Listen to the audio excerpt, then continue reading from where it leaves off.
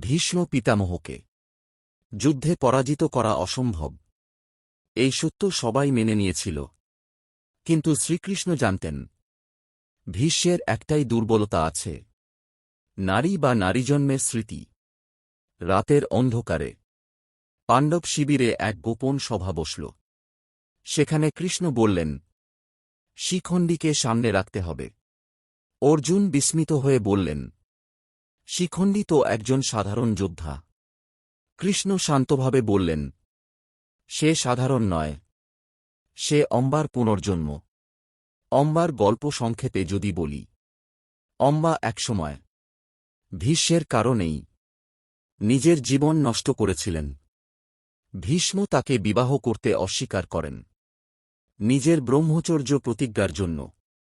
অপমান, দুঃখ আর প্রতিশোধে অম্বা আগুনে ঝাঁপ দেন আর অভিশাপ দেন, আমি আবার জন্ম নিয়ে ভীষ্মের মৃত্যুর কারণ হব।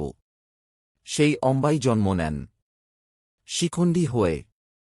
যুদ্ধের 10ম দিন, যুদ্ধক্ষেত্রে ভীষ্ম অপ্রতিরোধ্য। হঠাৎ তিনি দেখলেন, তার সামনে দাঁড়িয়ে আছে শিখণ্ডী। ভীষ্ম থমকে গেলেন। তিনি জানতেন, শিখণ্ডী জন্মগতভাবে নারী। ভীষ্ম কখনোই নারীর দিকে অস্ত্র তুলবেন না। ঠিক তখনই শিখণ্ডীর আড়াল থেকে অর্জুন তীর ছুঁড়তে শুরু করলেন। একটার পর একটা তীর ভীষ্মের শরীরে বিদ্ধ হল। ভীষ্ম কোনো প্রতিরোধ করলেন না। অবশেষে তিনি রথ থেকে পড়ে গেলেন। তার শরীর তীরে তীরে বিদ্ধ হয়ে শয্যা তৈরি করল, সরসজ্জা।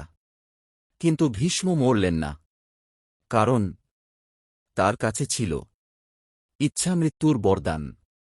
পুরো যুদ্ধক্ষেত্র স্তব্ধ। পাণ্ডবরা কাঁদছে, কৌরবরা স্তব্ধ।